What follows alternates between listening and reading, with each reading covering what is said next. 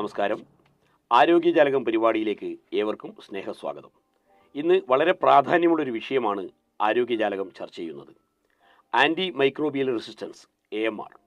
AMRനെ കുറിച്ച് ഇന്ന് നമ്മോട് സംവദിക്കാൻ സ്റ്റുഡിയോയിലെത്തിയിരിക്കുന്നത് കയ്യൂർ കുടുംബാരോഗ്യ കേന്ദ്രം medical officer doctor Lini Joy. നമസ്കാരം മാഡം. നമസ്കാരം. എന്താണ് മാഡം AMR? AMR എന്നാൽ ആൻറ്റി മൈക്രോബിയൽ റെസിസ്റ്റൻസ് അഥവാ ആൻറ്റി മൈക്രോബിയൽ പ്രതിരോധം എന്നാണ് അർത്ഥം. അതായത് നമ്മുടെ ആൻറ്റിബയോട്ടിക്, ആൻറ്റിവൈറൽ തുടങ്ങിയ മരുന്നുകളെ പ്രതിരോധിക്കാനുള്ള ശക്തി രോഗാണുക്കൾ കൈവരിക്കുമ്പോഴാണ് ആൻറ്റി മൈക്രോബിയൽ റെസിസ്റ്റൻസ് എന്ന് പറയുന്നത്. അതിൻ്റെ ഫലമായി നമ്മൾ കൊടുക്കുന്ന ആൻറ്റിബയോട്ടിക്കുകൾ ഫലിക്കാതെ വരികയും അതിൻ്റെ ഭാഗമായി രോഗം മൂർച്ഛിക്കുകയും ചില സമയം അത് മരണത്തിലേക്ക് വരെ നയിക്കാനും ഇടയാക്കുന്നുണ്ട്. അപ്പോൾ ലോകാരോഗ്യ സംഘടനയുടെ ഒരു കണക്കനുസരിച്ച് 2050 ആകുമ്പോഴേക്കും ലോകമെമ്പാടും ഈ ആൻറ്റി മൈക്രോബിയൽ റെസിസ്റ്റൻസ് മൂലം ഏകദേശം 1 കോടിയോളം ആളുകൾ മരണമടയുമെന്നാണ് പറയപ്പെടുന്നത്. അതിനാൽ AMRനെ നിശബ്ദ മഹാമാരി എന്നാണ് വിശേഷിപ്പിക്കുന്നത്. എങ്ങനെയൊക്കെയാണ് മാഡം ഈ റെസിസ്റ്റൻസ് ഉണ്ടാവുന്നത്? ആൻറ്റിബയോട്ടിക് മരുന്നുകൾ ജീവൻ രക്ഷാ ഔഷധങ്ങളാണ്. ആൻറ്റിബയോട്ടിക്കുകളുടെ കണ്ടുപിടുത്തം വൈദ്യശാസ്ത്രത്തിലെ ഏറ്റവും വലിയൊരു നേട്ടവുമാണ്. ഈ ആൻറ്റിബയോട്ടിക് മരുന്നുകൾ സാധാരണ ബാക്ടീരിയ എന്ന സൂക്ഷ്മാണുക്കളിൽ മാത്രമേ പ്രവർത്തിക്കുകയുള്ളൂ. അതായത് ബാക്ടീരിയയുടെ വളർച്ചയുടെയോ അല്ലെങ്കിൽ അതിൻ്റെ പ്രത്യുൽപാദനത്തിൻ്റെയോ ഏതെങ്കിലും ഒരു ഘട്ടത്തിലാണ് ഈ ആൻറ്റിബയോട്ടിക് മരുന്നുകൾ ആക്ട് ചെയ്തിട്ട് അവയെ നശിപ്പിക്കുന്നത്. എന്നാൽ ചില രോഗാണുക്കൾ, ചില ജീൻ മ്യൂട്ടേഷനുകൾ മൂലം ഈ മരുന്നിൻ്റെ ഈ പ്രവർത്തനത്തെ അതിജീവിക്കാനുള്ള ശക്തി കൈവരിക്കുന്നു. ഇതുകൂടാതെ നമ്മുടെ അശാസ്ത്രീയവും അനാവശ്യവുമായ ആൻറ്റിബയോട്ടിക് ഉപയോഗമാണ് ആൻറ്റി മൈക്രോബിയൽ റെസിസ്റ്റൻസിലേക്ക് നയിക്കുന്ന മറ്റൊരു പ്രധാന ഘടകം. അതായത് ചെറിയ പനി, ജലദോഷം പോലുള്ള വൈറൽ ഇൻഫെക്ഷനുകൾക്കും നമ്മൾ ആൻറ്റിബയോട്ടിക് ഉപയോഗിക്കുന്നത്, കൃത്യമായ അളവിലും തോതിലും മരുന്ന് കഴിക്കാതിരിക്കുന്നത്, ഡോക്ടറുടെ നിർദ്ദേശാനുസരണം അല്ലാതെ തന്നെ ആൻറ്റിബയോട്ടിക് വാങ്ങി കഴിക്കുന്നത്, കൂടാതെ അണുബാധ നിയന്ത്രണ പ്രവർത്തനങ്ങളുടെ അപര്യാപ്തത, ശുദ്ധമായ കുടിവെള്ളത്തിൻ്റെ അഭാവം, മലിനീകരണം, ശുചിത്വമില്ലായ്മ, ഇതുകൂടാതെ കന്നുകാലികളിലും കോഴികളിലും മറ്റും അശാസ്ത്രീയമായ രീതിയിൽ ആൻറ്റിബയോട്ടിക് ഉപയോഗിക്കുന്നതും ഈ ആൻറ്റി മൈക്രോബിയൽ റെസിസ്റ്റൻസിന് കാരണമാവുന്നുണ്ട്. അപ്പോൾ മാഡം മൃഗങ്ങളിലും പക്ഷികളിലും ആൻറ്റിബയോട്ടിക് മരുന്നുകൾ ഉപയോഗിക്കുന്നുണ്ടല്ലേ? അതെ, മൃഗങ്ങളിലും പക്ഷികളിലും മറ്റും ആൻറ്റിബയോട്ടിക് മരുന്നുകൾ അവരുടെ ചികിത്സയ്ക്ക് മാത്രമല്ല പ്രതിരോധത്തിനും, അതുകൂടാതെ കാലിത്തീറ്റകളിലും കോഴിത്തീറ്റകളിലും മറ്റും അവയുടെ വളർച്ചയെ സഹായിക്കുന്നതിന് വേണ്ടിയിട്ടും ആൻറ്റിബയോട്ടിക് മരുന്നുകൾ ഉപയോഗിച്ചു വരുന്നു. അപ്പോൾ കാലിത്തീറ്റകളിലും കോഴിത്തീറ്റകളിലും ഈ മരുന്ന് ഉപയോഗിക്കുന്നുണ്ടല്ലേ? തീർച്ചയായും. അതായത് കാലിത്തീറ്റകളിലും കോഴിത്തീറ്റകളിലും ഒക്കെ അവയുടെ വളർച്ചയെ സഹായിക്കുന്നതിന് വേണ്ടിയിട്ട് ആൻറ്റിബയോട്ടിക് മരുന്നുകൾ ഉപയോഗിക്കുന്നുണ്ട്. കൂടാതെ ടെട്രാസൈക്ലിൻ പോലുള്ള മരുന്നുകൾ ചില വിളകൾക്ക് കീടനാശിനികളായും ഉപയോഗിക്കപ്പെടുന്നുണ്ട്. അങ്ങനെയാണെങ്കിൽ ഇതുമൂലം ഉണ്ടാകുന്ന അപകടങ്ങൾ എന്തൊക്കെയാണ് മാഡം?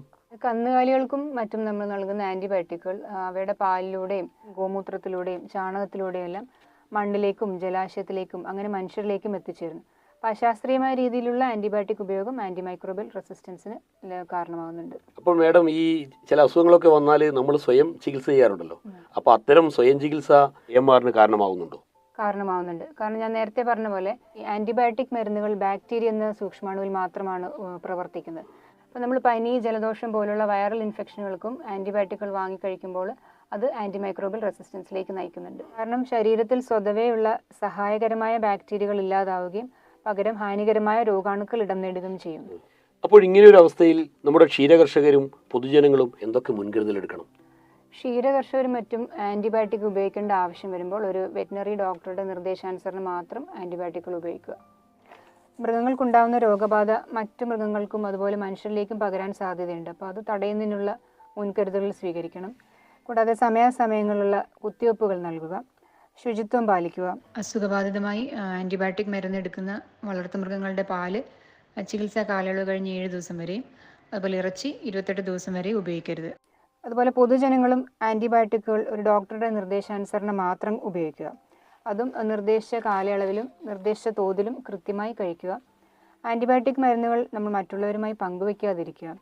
കൂടാതെ എന്തെങ്കിലും കാരണവശാൽ ആൻറ്റിബയോട്ടിക് മരുന്നുകൾ ബാക്കിയാവുകയാണെങ്കിൽ അവ മണ്ണിലും ജലാശയങ്ങളിലും അതുപോലെ വലിച്ചെറിയാതെ ശാസ്ത്രീയമായ രീതിയിൽ അത് നിർമ്മാർജ്ജനം ചെയ്യാൻ വേണ്ടി നൽകണം. കൂടാതെ ഏറ്റവും പ്രധാനമായി നമ്മൾ രോഗങ്ങൾ ഉണ്ടാവാതെ നോക്കുക എന്നുള്ളതാണ്. വ്യക്തി ശുചിത്വം പാലിക്കുക, സമയാസമയങ്ങളിലുള്ള പ്രതിരോധ കുത്തിവയ്പ്പുകൾ സ്വീകരിക്കുക. മൃഗങ്ങളെയും പക്ഷികളെയും പരിപാലിക്കുമ്പോൾ കയ്യുറകളും കാലുറകളും നിർബന്ധമായും ധരിക്കുക. മാഡം, ഇത് തടയാൻ സർക്കാർ സംവിധാനത്തിൽ എന്തൊക്കെ ചെയ്തിട്ടുണ്ട്, അല്ലെങ്കിൽ എന്തൊക്കെ ചെയ്യാം? ഈ ആൻറ്റി മൈക്രോബിയൽ റെസിസ്റ്റൻസ് തടയുന്നതിൻ്റെ ഭാഗമായിട്ട് 2015 ലോകാരോഗ്യ സംഘടന ഒരു ഗ്ലോബൽ ആക്ഷൻ പ്ലാൻ തയ്യാറാക്കിയിട്ടുണ്ട്. അതിൻ്റെ അടിസ്ഥാനത്തിൽ 2017 ഇന്ത്യ ഒരു നാഷണൽ ലെവൽ ആക്ഷൻ പ്ലാൻ തയ്യാറാക്കിയിട്ടുണ്ട്. തുടർന്ന് 2018 Kerala anti microbial resistance strategic action plan KARSAP എന്ന പേരിൽ ഒരു സംസ്ഥാന തലത്തിൽ ഒരു ആക്ഷൻ പ്ലാൻ തയ്യാറാക്കിയിട്ടുണ്ട്. 2018 ഒക്ടോബർ 25 ബഹുമാനപ്പെട്ട മുഖ്യമന്ത്രി ശ്രീ പിണറായി വിജയൻ കർസാപ്പ് ലോഞ്ച് ചെയ്തു. അങ്ങനെ AMRനെതിരെ ആക്ഷൻ പ്ലാൻ തയ്യാറാക്കുന്ന ആദ്യ സംസ്ഥാനമായി കേരളം മാറി.